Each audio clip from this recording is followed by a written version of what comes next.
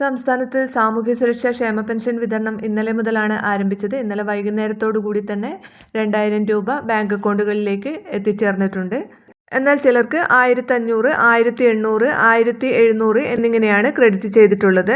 ഇവർക്കുള്ള ബാക്കി 200, 300, 500 എന്നിങ്ങനെയുള്ള തുക വരും ദിവസങ്ങളിൽ, അതായത് ഓണത്തിന് മുമ്പ് തന്നെ അക്കൗണ്ടുകളിൽ എത്തിച്ചേരും. ഇതിനുള്ള തുക കൂടി സംസ്ഥാന സർക്കാർ മുൻകൂറായി അനുവദിച്ചിട്ടുണ്ട്.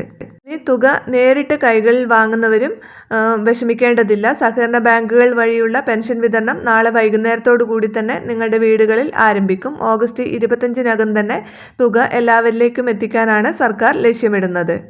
അതേസമയം പ്രവാസി ക്ഷേമനിധി ബോർഡിലെ തടസ്സങ്ങൾ നീക്കി ഈ ഓണത്തിന് മുൻപായി പെൻഷൻ വിതരണം പുനരാരംഭിക്കാൻ നോർക്കയും ക്ഷേമ ബോർഡും അടിയന്തര നടപടികൾ സ്വീകരിച്ചിട്ടുണ്ട്. നിലവിൽ 3 മാസത്തെ തുകയാണ് ഇവർക്ക് കുടിശ്ശികയായിട്ടുള്ളത്. ഇതിൽ ആദ്യഘട്ടമെന്ന നിലയിൽ 1 മാസത്തെ പെൻഷൻ തുക ഓണത്തിന് മുൻപ് അക്കൗണ്ടുകളിൽ എത്തിക്കാനാണ് നിലവിൽ ലഭ്യമാകുന്ന ഔദ്യോഗിക വിവരങ്ങൾ സൂചിപ്പിക്കുന്നത്.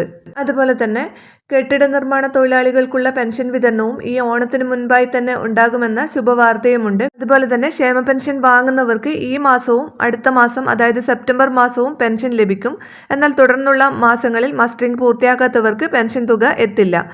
സെപ്റ്റംബർ 30-നകം തന്നെ എല്ലാവരും മസ്റ്ററിംഗ് പൂർത്തിയാക്കാൻ ശ്രദ്ധിക്കും.